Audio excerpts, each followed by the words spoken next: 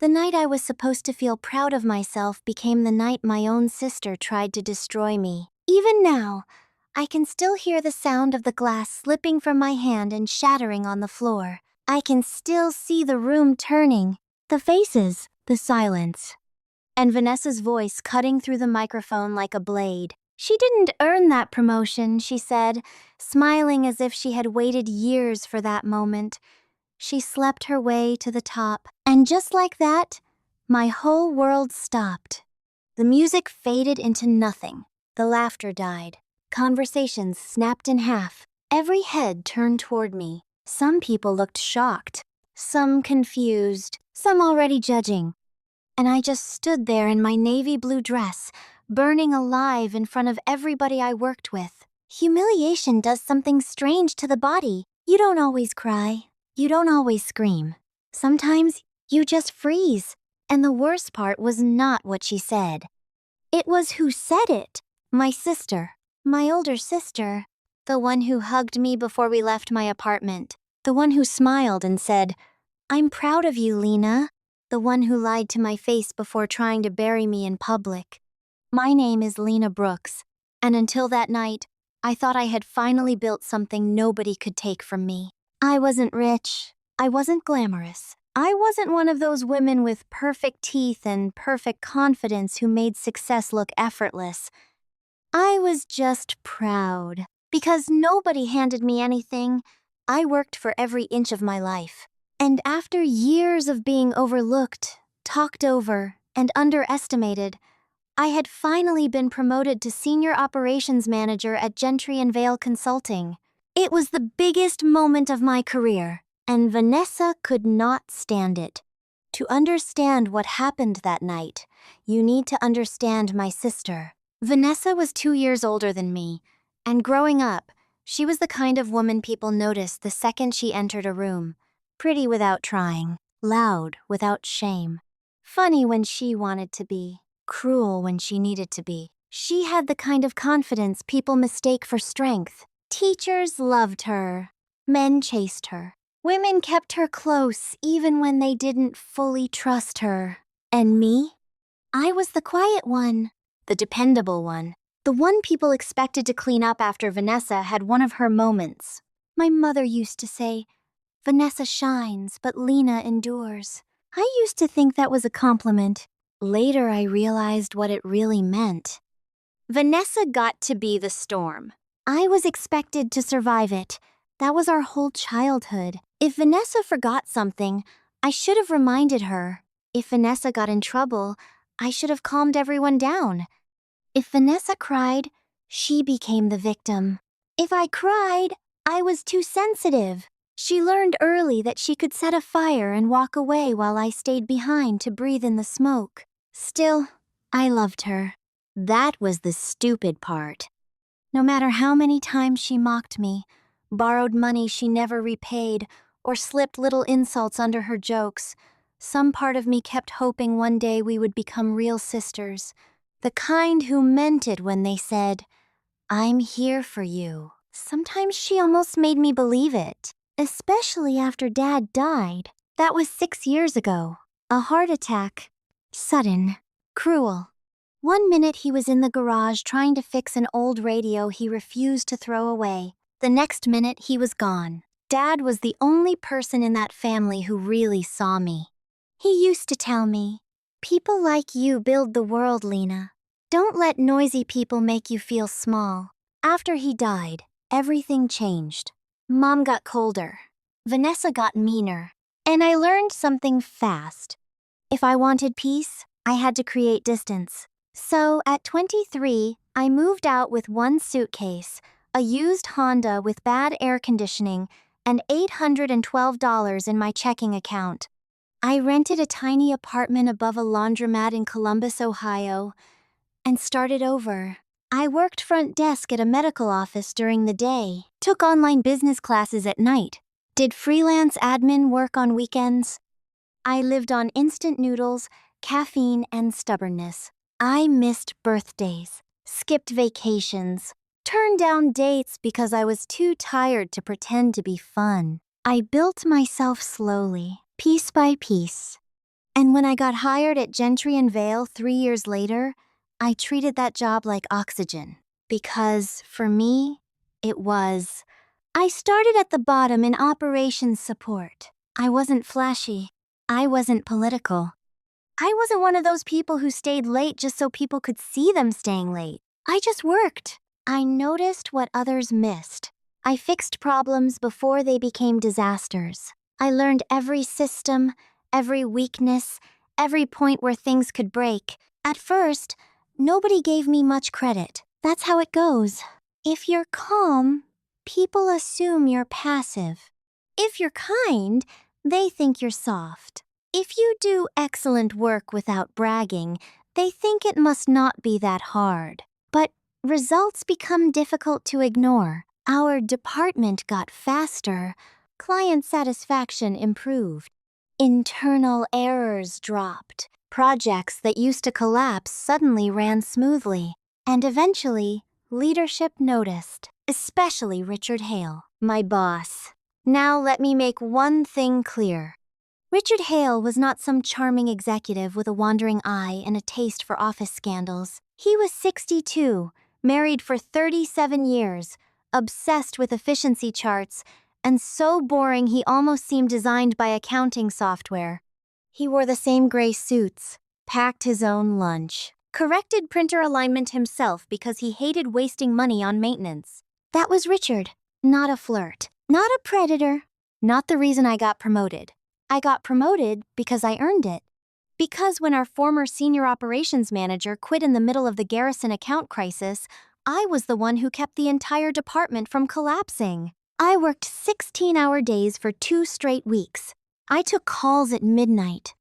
I fixed a vendor contract mistake that would have cost the company nearly $500,000. I reorganized workflow for 3 departments in 4 days, and when it was over, Richard called me into his office and said, "You've been doing work above your title for a long time." 2 weeks later, my promotion became official. I cried in my car afterward.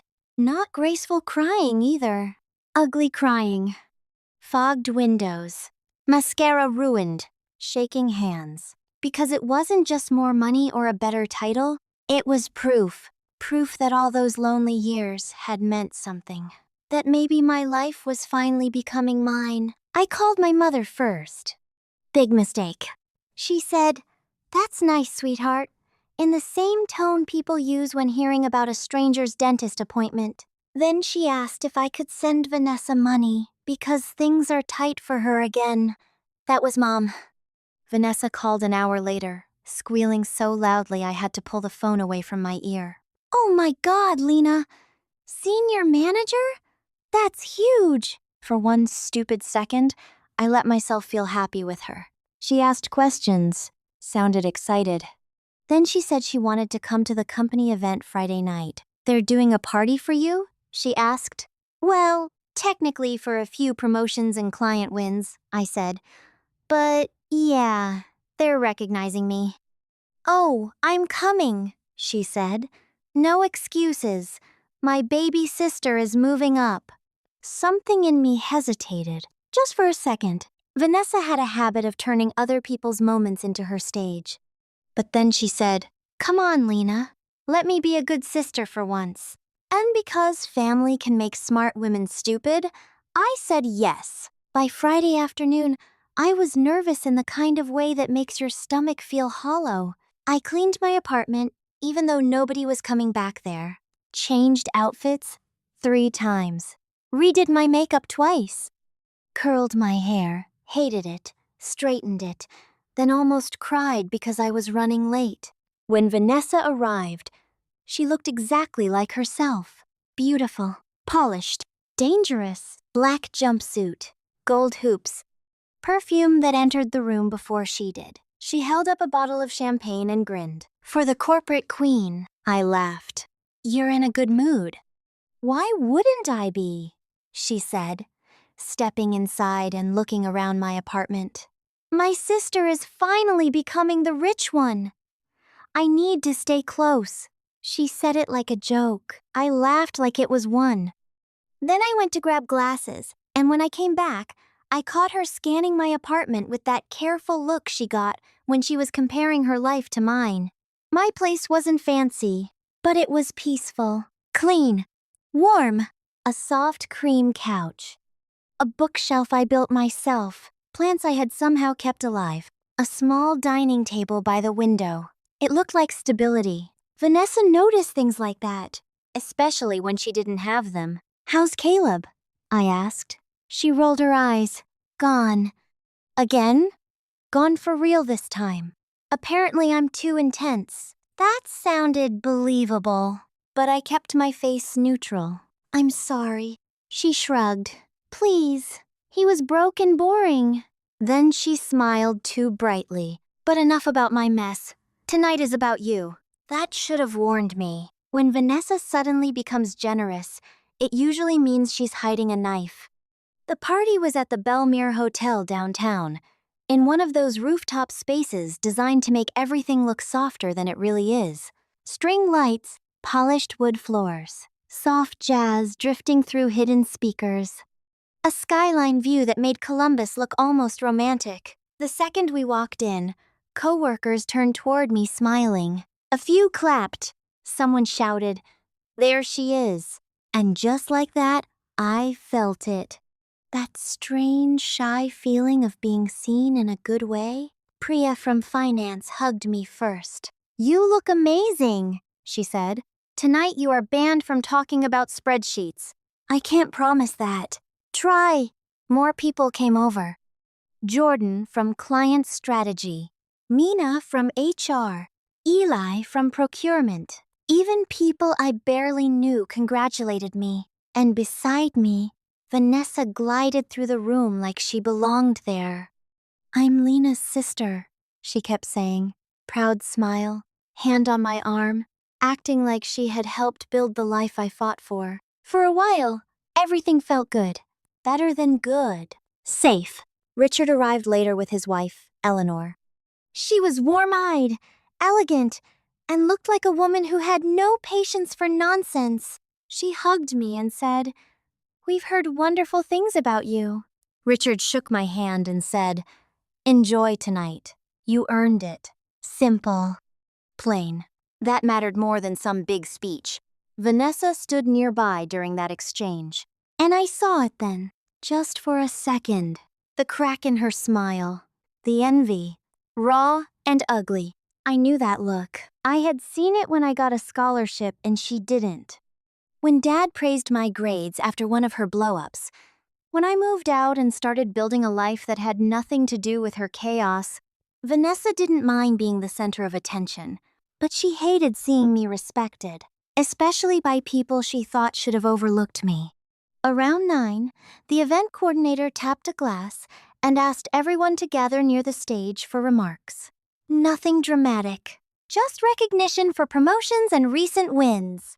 My chest tightened. I hate public attention, but polite applause? I could survive that. Richard spoke first, thanked the teams, mentioned the clients, then started recognizing people by name. When he got to me, he said, "Lena Brooks has become indispensable to this company. Her promotion reflects not only performance, but trust. She has steadiness under pressure, operational intelligence, and the rare ability to solve problems without creating drama." People clapped. Priya whooped. I laughed, embarrassed. My eyes burned. Then Richard added, "Frankly, we should have promoted her sooner." That got louder applause. For one tiny moment, I felt taller than every hard thing I had lived through. Then the coordinator said, "If anyone close to tonight's honorees wants to say a few words, we'd love that." Before I could even react, Vanessa lifted her hand. My stomach dropped. "No," I mouthed. She ignored me. Of course she did. The coordinator, thinking this was sweet, handed her the microphone. Vanessa stepped up with the confidence of a woman who had never doubted she could control a room. She laughed softly into the mic. "You all probably don't know me, but I'm Lena's big sister." A few people smiled. I tensed. For 1 second, I thought maybe she would just tell some embarrassing childhood story, annoying but harmless.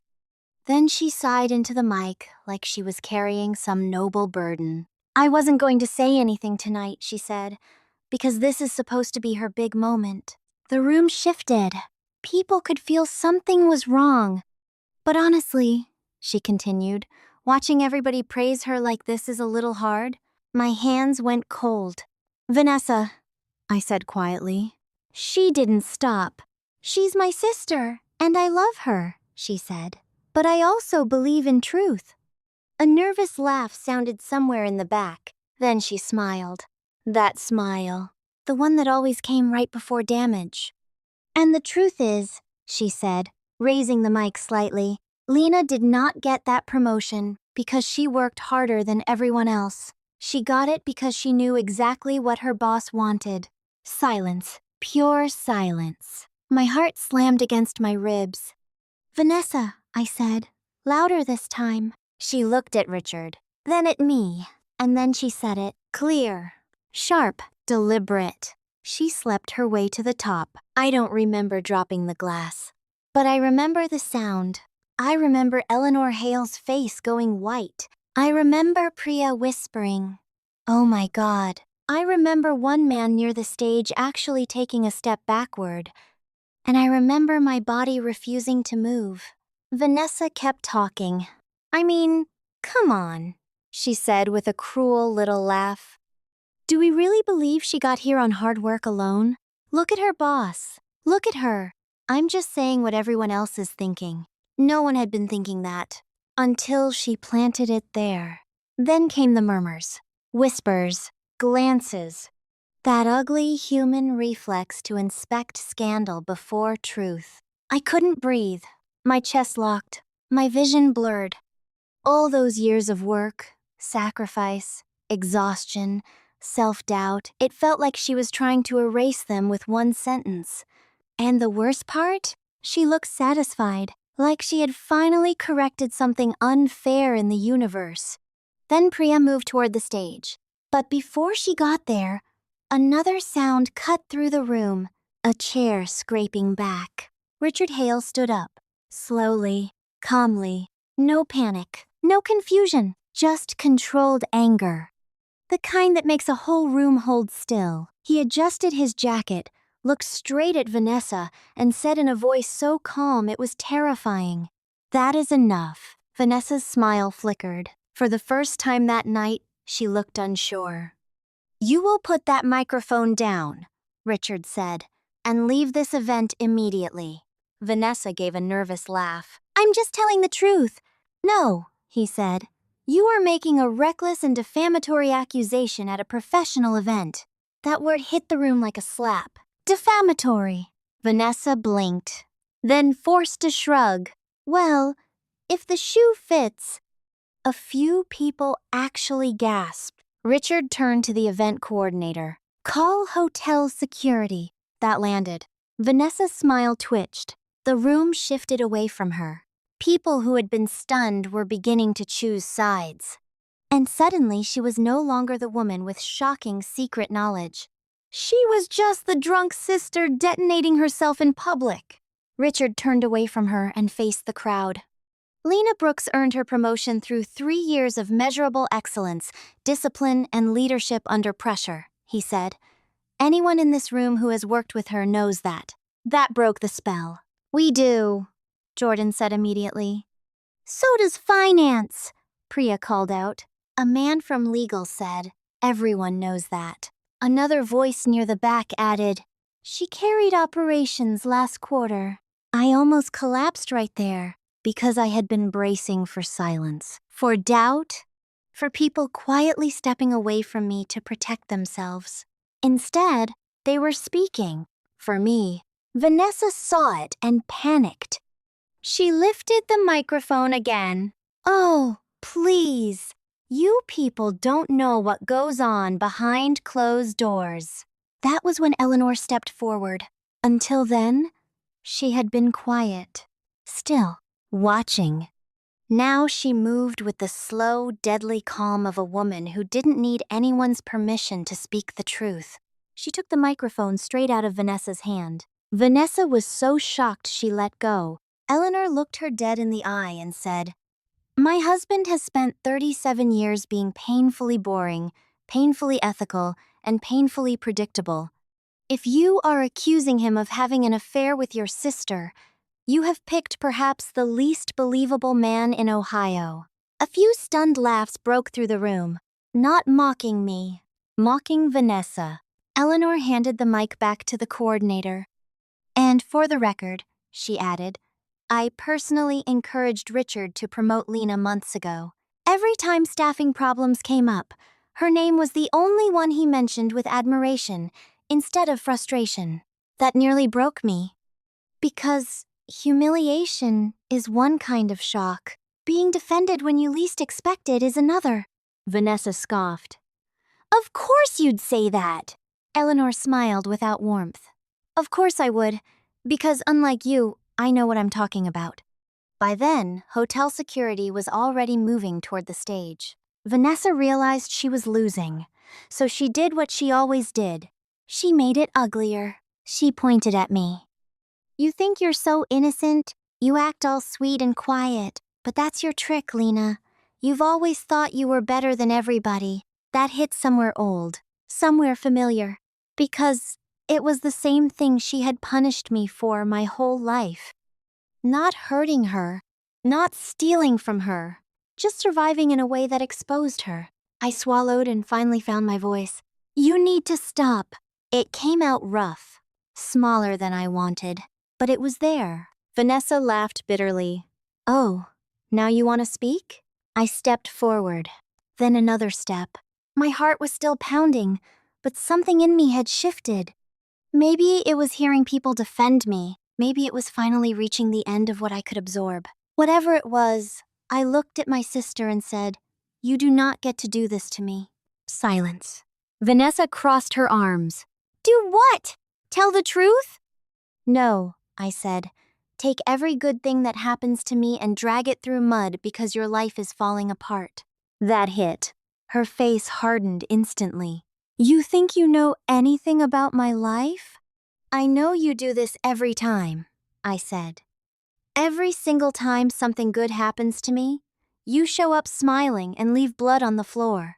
A quiet "damn" came from somewhere near the back.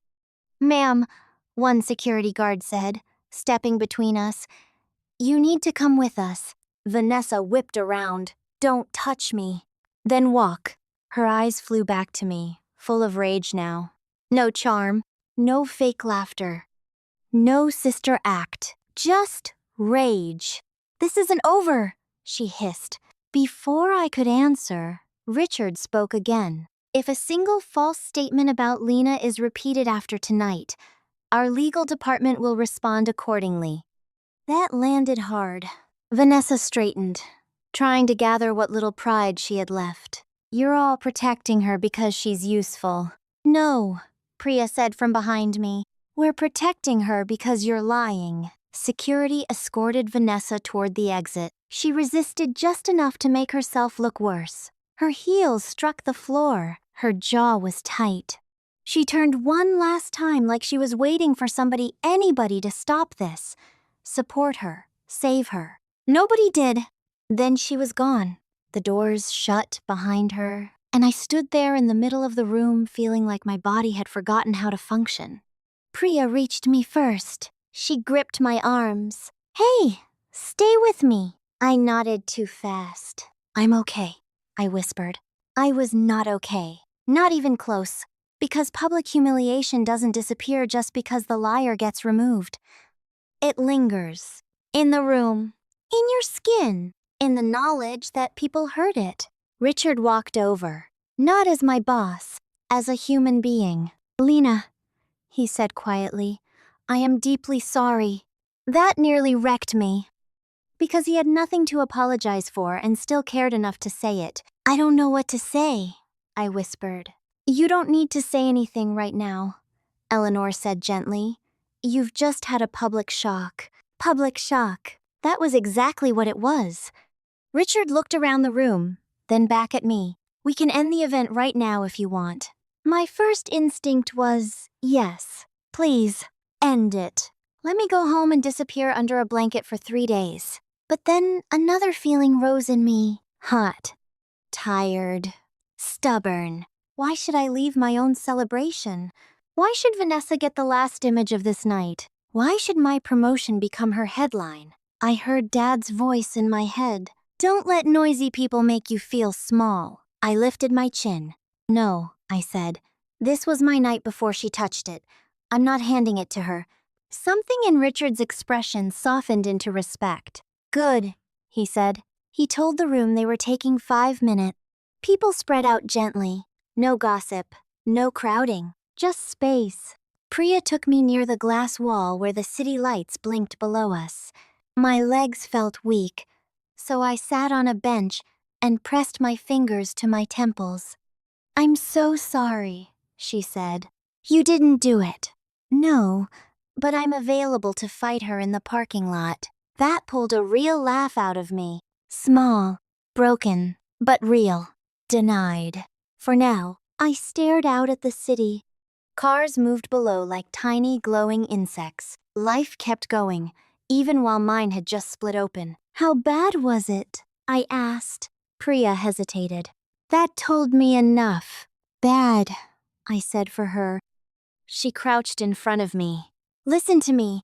It was shocking, but nobody who matters believed her. I wanted to believe that. Shame doesn't care about facts at first. It just whispers. They heard it. They saw it. They'll remember it. I wrapped my arms around myself. She's my sister, I said softly. Who does that? Priya's face softened. Someone who can't stand seeing you become something she can't control. A few minutes later, Richard came back. He kept a respectful distance. I wanted to check on you before we resumed anything, he said. I nodded. He slipped a hand into his pocket. Monday morning, HR and legal will document what happened tonight. Several people have already asked to make statements in your support. I looked up at him. What? Your colleagues, he said. Apparently your sister managed to insult an entire room full of people who know exactly how hard you work. That was when something shifted inside me. Vanessa had tried to isolate me. Instead, she had exposed how many people were actually in my corner. Then I asked the question clawing at my chest. Did anyone believe her? Richard took that seriously. He didn't rush. People may have frozen for a second out of shock, he said. But belief? No. Lies only survive when character leaves room for them. Yours doesn't. That settled somewhere deep in me. Lies only survive when character leaves room for them. And mine didn't. Then the rooftop doors opened again. My whole body tensed. For one awful second, I thought Vanessa had come back. It wasn't Vanessa. It was my mother. She walked in wearing a wine-colored jacket and the irritated, tight expression she always wore when she had already decided her version of events before hearing a single fact. My stomach dropped. No, not tonight. Not now. Her eyes found me across the room, then narrowed. And instead of concern, instead of horror, instead of asking whether I was okay after her other daughter had publicly humiliated me, she marched toward me and said, "What exactly did you do to your sister?" I just stared at her, because in one sentence, she had reduced my entire life. Your older daughter storms into your younger daughter's promotion party, grabs a microphone, accuses her of sleeping with her boss in front of executives and coworkers, gets thrown out by security, and your first question is not, "Are you okay?" It's, "What did you do to her?" That was my family in one sentence. "Hi, Mom," I said. "Don't use that polite voice with me," she snapped. "Vanessa is outside crying." Outside crying? Of course. Vanessa always cried when the performance stopped working. I said. She stood in front of my company and accused me of sleeping with my boss. Mom's face tightened with annoyance, not outrage. She said some things, but sisters fight. That doesn't explain why she's outside hysterical. Sisters fight. That's what she called it. Not slander. Not humiliation. Not cruelty. Sisters fight.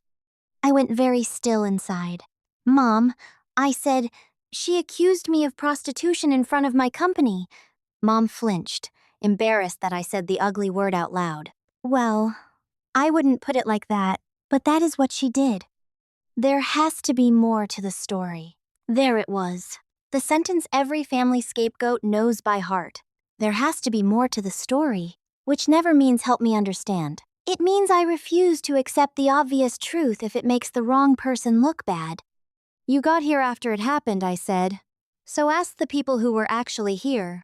Mom glanced around and only then seemed to realize how many people were watching. Co-workers, leadership, witnesses, people who had just seen one daughter publicly destroy the other, and now were watching a mother come in and finish the job. Lena, not here, she said tightly. I almost laughed. Not here. That had been the family rule my whole life. Not now. Not in front of people. Be mature. Keep the peace. Which really meant, let Vanessa do the damage privately or publicly, but make sure Lena handles it quietly. Where exactly would you like to do this? I asked. Mom blinked. I had never spoken to her like that before. You're being disrespectful. And there it was. When they can't control the facts, they attack your tone. And you are defending the person who just tried to ruin my career. She is your sister, and I am your daughter. That landed. For the first time, she looked startled, like she had forgotten that simple truth. Richard stepped in then. Mrs. Brooks, he said evenly, this is not the time or place to interrogate Lena.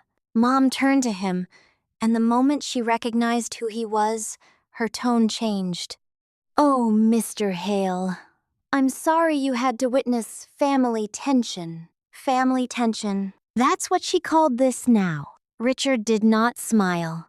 What I witnessed, he said, was your older daughter make a knowingly false and professionally damaging accusation against one of my most respected employees. Mom gave a tiny, uneasy laugh. Well, Vanessa can be emotional.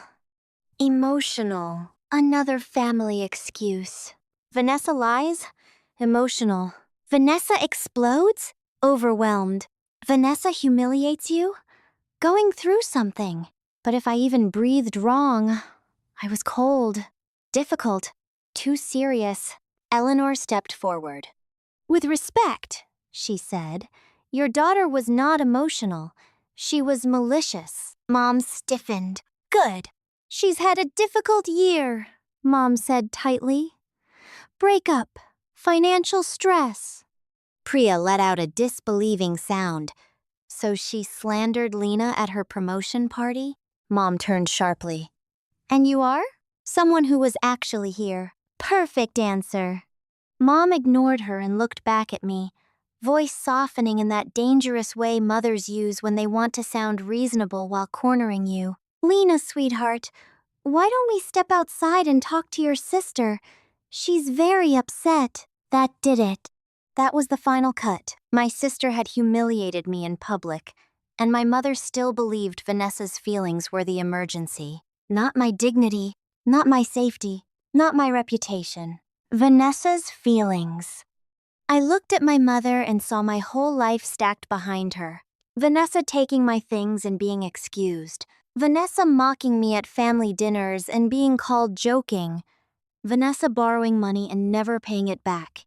Vanessa leaving damage in every room she entered, and me being praised for not making a mess about it. No more. I'm not stepping outside, I said. Mom frowned. Excuse me? I said I'm not stepping outside. Lena. No, not this time. The room went quiet again. Mom looked around, embarrassed now that the conversation was no longer under her control. You're making this worse. There it was. The favorite accusation of people who protect the wrong person. The injured person is always making it worse by refusing to bleed quietly. I took one breath. Then I said, no. Vanessa made it worse when she tried to humiliate me. You made it worse when you came in here and blamed me before even asking if I was okay. Mom went completely still because I had never said it that plainly before. Her voice dropped low. Do not speak to me like that. Then speak to me like I matter. The words came out before I could soften them. I didn't want to soften them. For once, I wanted them to land exactly as they were. Mom's face changed. Anger. Shock. Then something more fragile. Not guilt yet, but close. You've always been so hard on your sister, she said weakly. I laughed. A sharp, broken sound. Hard on her? After all this? And in that moment, I understood something with terrible clarity. They did not need me to be loved. They needed me to be useful. There is a difference. One fills you, the other empties you. Richard stepped in again. Mrs. Brooks, Lena will not be leaving this event to comfort the person who harmed her. I strongly advise you not to push that tonight. Mom pressed her lips together. Her pride was fighting her common sense. Then the rooftop doors opened again. Everyone turned. One of the security staff stepped back inside, looking uneasy. And behind him, Vanessa, of course. Mascara smeared, hair loosened, phone in hand, rage pouring off her. Mom moved immediately. Vanessa, honey. But Vanessa wasn't looking at her. She was looking at me. This is your fault, she said. Security moved closer, but she raised one hand. No. Let me say this. Mom hurried to her. Vanessa, calm down. Vanessa jerked away. Stop telling me to calm down. Then she pointed at me with the hand holding her phone. She thinks she won, Vanessa said, voice shaking. She thinks because these people are standing around her in their fancy clothes, she gets to act innocent. I never did anything to you, I said. Her head snapped back. Oh, don't do that. Don't stand there acting pure. You've been punishing me your whole life just by existing like that. That sentence was insane, and also the truest thing she had said all night. Vanessa didn't hate me because I wronged her. She hated me because I endured, because I built something, because I survived without becoming like her. Priya whispered, she needs to be removed. She did, but Vanessa lifted her phone higher and smiled through tears. Fine, she said. If nobody wants to believe me, maybe they'll believe this. My blood turned cold. She tapped the screen, and from the speaker came a woman's voice. My voice. The second I heard it, every muscle in my body locked. It was me, no question. My tone, my rhythm, my roughness on certain words when I was tired. But I had no idea what she was about to play. The recording crackled with background noise. A clink, a door. Then my voice came through clearly. I know how this works. You don't get promoted unless somebody wants something. A ripple moved through the room. Vanessa's eyes lit up. The recording continued. Maybe I should have done what other women do and made things easier on myself. A few people shifted. Then another line. I'm tired of pretending merit is enough. Vanessa paused the audio and looked around the room like she had finally found the weapon she needed. Well? She asked. Still think she's Little Miss Work Ethic? For one brief second, I felt that old sick confusion. Because yes, that was my voice. But the shape was wrong. The tone was wrong. The conversation was broken. Those sentences were real, but they had been cut apart and rearranged. And in the same instant, I remembered exactly where they came from. I looked at Vanessa. You edited that. Her smile twitched. Oh, of course. That's your answer. Yes, I said. Because that recording is cut. She laughed too loudly. Sure it is. It is. Now the room was looking at me differently. Not with panic. With attention. I stepped forward. That recording is from a conversation I had with you almost a year ago, I said. The week I got passed over for the promotion the first time. Vanessa's face flickered. I saw it. So did Richard.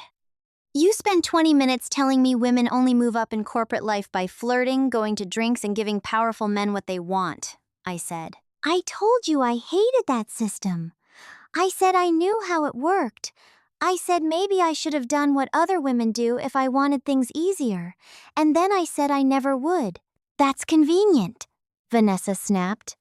No, I said. It's factual. Then I looked at the phone in her hand. You cut out the part where I said I would rather stay stuck forever than let some man think he bought access to me. That landed hard. Because the sentence sounded like me. It fit me. It matched the person these people knew. Vanessa rolled her eyes. You expect anyone to believe that? Yes, I said. Because it's true. Then Jordan spoke from the side. No, he said. Because metadata exists. Everyone turned. Jordan had his own phone out already. He stepped closer, looking offended on a technical level. If that's a forwarded clip or a screen recording, he said, there's a good chance the original file history can still be traced, especially if legal requests it. Vanessa's face changed again, very slightly, but enough. Richard folded his arms. Vanessa, he said calmly, did you manipulate that recording? No, she snapped too fast. Bad answer. Too quick. Too defensive. People who are telling the truth sound steady. People who are lying often sound offended. Vanessa sounded offended. And then I remembered something, not just that conversation, something after it. That night, after she dropped me off, I had recorded a voice memo because I was too angry to journal. I used voice memos when I was overwhelmed. Sometimes I'd talk through my thoughts instead of writing them down. And because I was exhausted and careless, I had started recording before I fully got out of the car, which meant, my breath caught, I might still have the entire conversation. Not maybe, possibly, enough to prove context, enough to blow her lie apart. My hand went straight to my purse. Vanessa saw it. Her whole body changed. What are you doing? She asked sharply. Now I smiled. Just a little. Not because I felt good. Because, for the first time that night, she looked afraid of me. I think, I said, pulling out my phone, I might have the rest of that conversation. The room shifted again. Vanessa took a step forward. No, you don't. Security moved immediately. Richard's voice cut through everything. Do not touch her. I unlocked my phone with trembling fingers and opened the voice memo app. If it was there, everything changed. If it wasn't, no. I scrolled. Badly named recordings flashed past. Tuesday nonsense. After work breakdown. Parking lot rant. Do not text her. Priya leaned in and whispered, please tell me one of those is about to save your life. I'm trying. Vanessa laughed too loudly. This is pathetic. She's scrambling. But she kept staring at my screen. That told me enough. Then I saw it. Car talk after Cedar Street. 11 months old. My pulse slammed. That was the night. I tapped it. For one terrible second, nothing happened. Then the file opened. Length, 18 minutes, 42 seconds. Oh, thank God. Vanessa moved fast. Give me that, she snapped, lunging forward. Security cut her off immediately. Vanessa, stop, my mother said, grabbing at her arm. Vanessa yanked free. No, she's twisting it. Twisting what? I asked, looking up. The truth? She laughed harshly, but the confidence was gone. I pressed play. At first there was muffled car noise. Then Vanessa's voice came through. Lena, I'm just telling you how the world works. Men like your boss don't reward hard work. They reward access. The room went still. Then my own voice. I know how this works. You don't get promoted unless somebody wants something. There was the line she had isolated. Only now it had context. A body. A meaning. The recording continued. Vanessa again. Exactly. So maybe stop trying to be the noble one all the time. Smile more. Go to drinks. Let people feel special.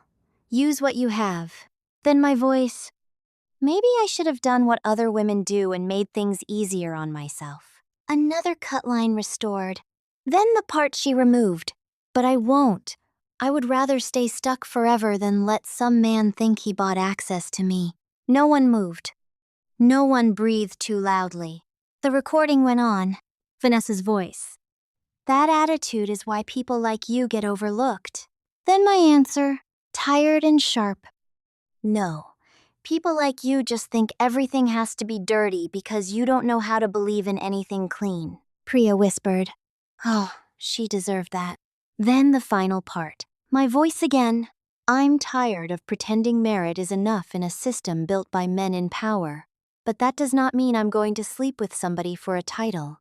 I'd quit first. I stopped the recording.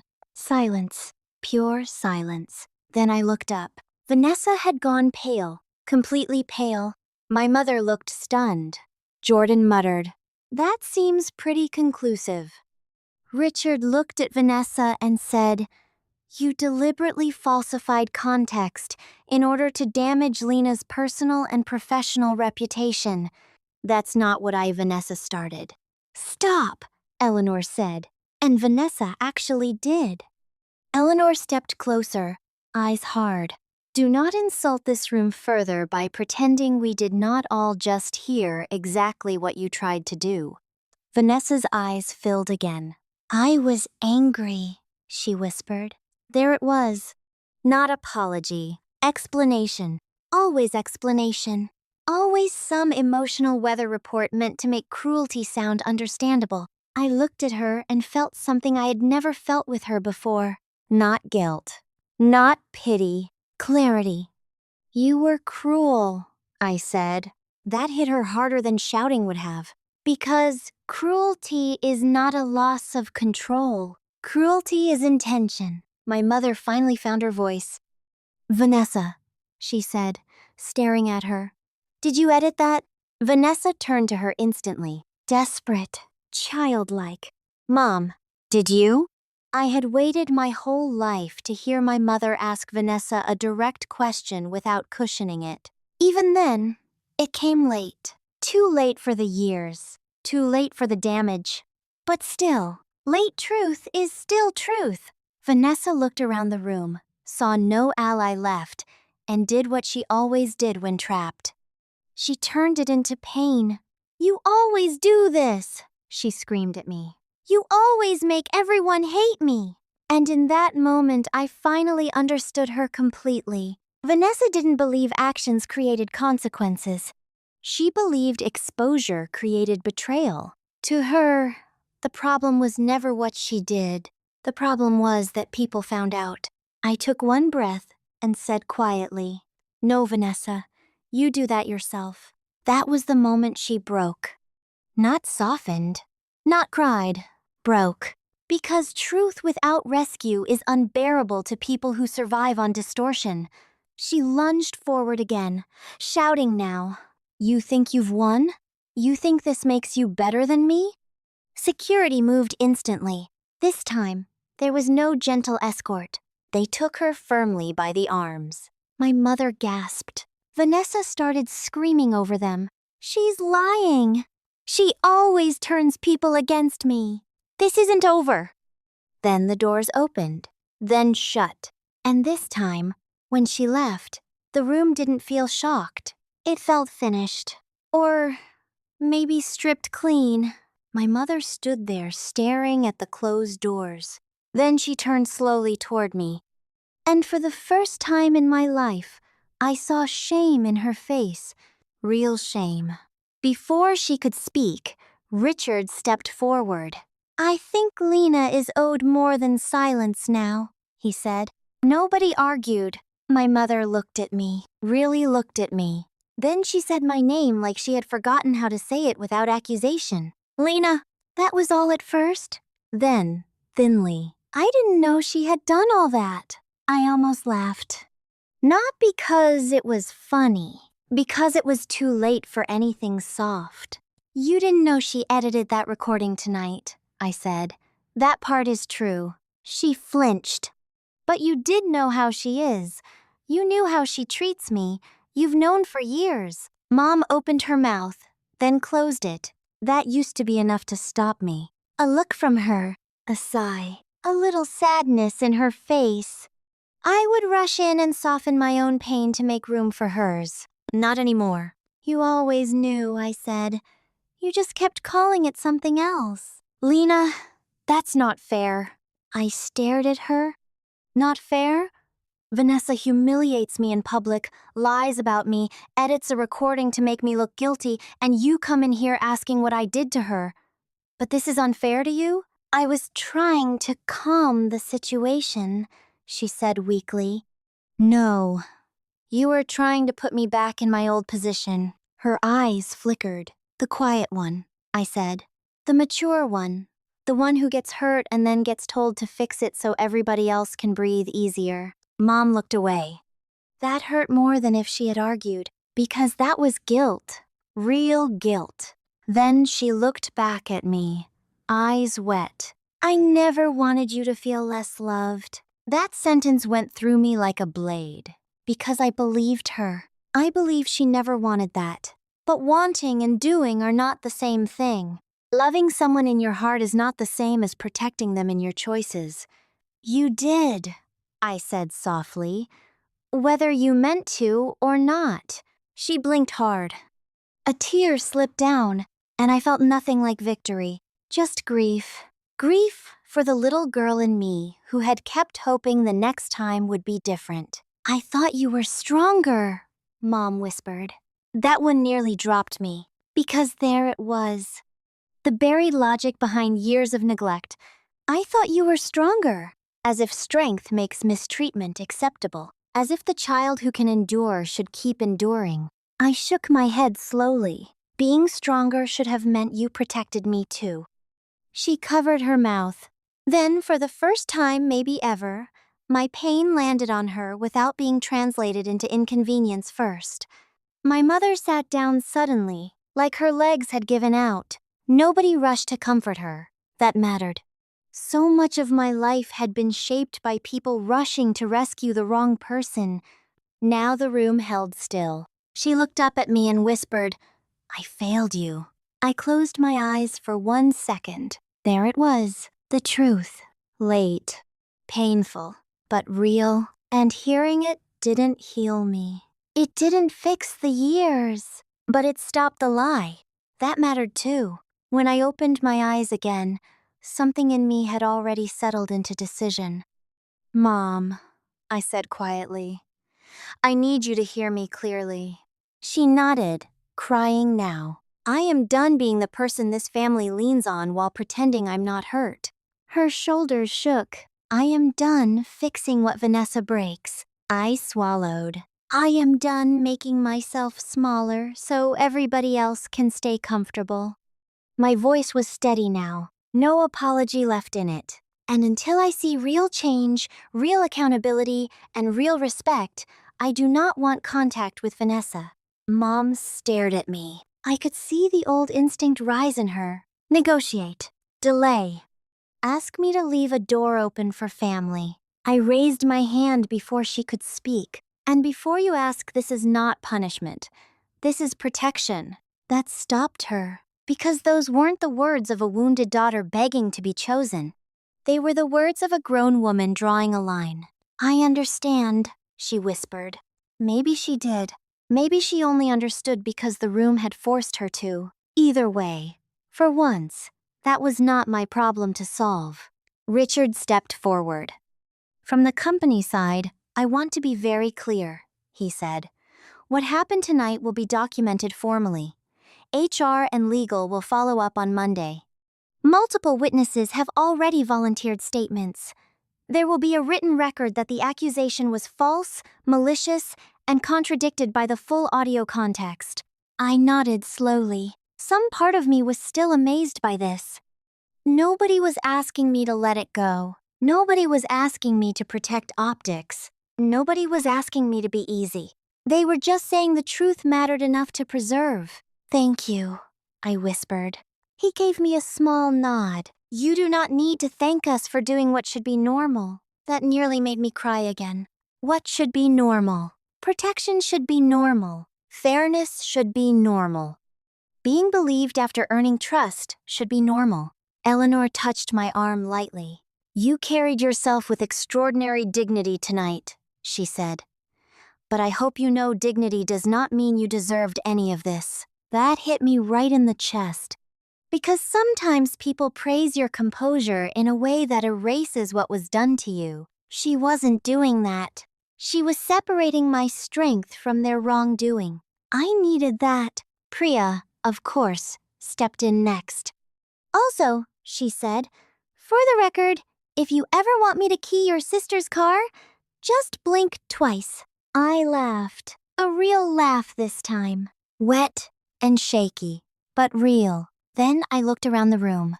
At the coworkers who had stayed. At the people watching me.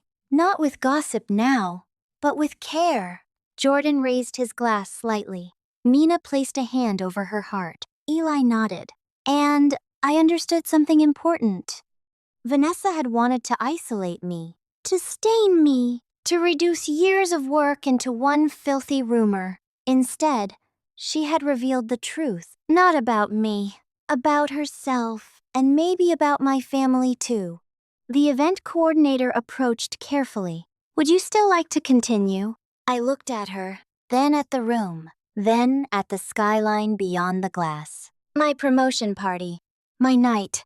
Ruined, yes, but not stolen. Not completely. I took one slow breath. Yes, I said. The room softened around that answer.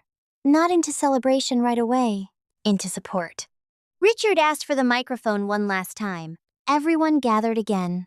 No polished corporate energy left now. No party gloss. Just people standing in the aftermath of something ugly and deciding what mattered. Richard looked around the room and said, professional merit is hard-earned and easily insulted by careless people.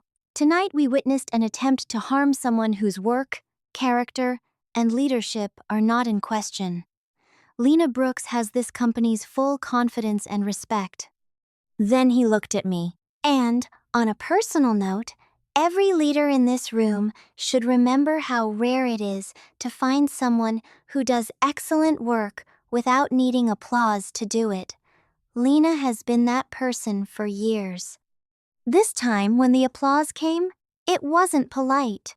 It was immediate, strong, real. It rolled through the room like a wave, and I stood there with tears in my eyes, not because I had been publicly defended, but because, for the first time in a very long time, I did not feel alone inside my own life. Priya was clapping like she was trying to start a fire. Jordan too. Mina, Eli. People I barely even knew, even Eleanor. My mother stayed seated, crying quietly into a tissue. I glanced at her once. Not with cruelty. Not with satisfaction. Just with distance. The kind distance sometimes requires. Music came back on, softly. Servers moved again. Somebody handed me sparkling water because apparently the universe understood alcohol was not the move for me at that point. People came up one by one, not to gossip, not to whisper theories, to congratulate me, to tell me they were sorry, to tell me they admired how I handled it, to remind me of projects I had saved, teams I had held together, problems I had solved.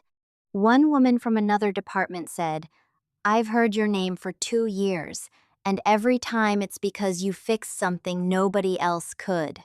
I thanked her and nearly cried all over again. The night did not magically become beautiful after that. Let me tell the truth. It still hurt. My body still shook when the adrenaline dipped. I still felt humiliation bruised under my skin. I still knew I would replay pieces of the night later in the dark, but the ending mattered. Because there is a difference between being publicly wounded and being publicly abandoned, and I was not abandoned. Not this time. By the time the event began winding down, my mother had left quietly. No speech. No dramatic goodbye. Just a text later that night. 4 words. I am so sorry. I stared at it for a long time. Then I locked my phone and set it face down. Sorry was a beginning, not a repair. Repairs take time. Repairs take changed behavior. Repairs take the death of old family habits. I was no longer interested in words without work. When I finally stepped outside the hotel, the night air was cool and sharp. Cars passed. A siren sounded somewhere in the distance. Laughter floated from across the street. The city had already moved on. I stood near the valet stand with my heels in one hand and my phone in the other, and for the first time since Vanessa grabbed that microphone, I let myself feel everything. The humiliation, the anger, the grief, the relief, the exhaustion. Then I felt something else. Something quieter, something stronger. Freedom. Not complete. Not easy, but real. Because my sister had tried to reduce me to a rumor and failed. My mother had tried one last time to push me back into silence and failed. The old version of me, the one who would have left that rooftop apologizing for existing too publicly inside other people's dysfunction, did not go home with me that night. She stayed there. On that roof, under those lights, in the wreckage, and I left without her. I got promoted because I earned it. My sister lied because she could not bear it. My mother enabled her because that was the system. But the system broke that night. Not because they changed first, because I did.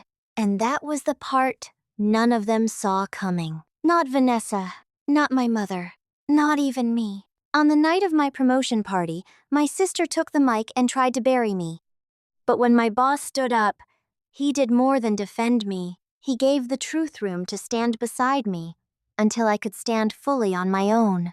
And once I did, I was never going back.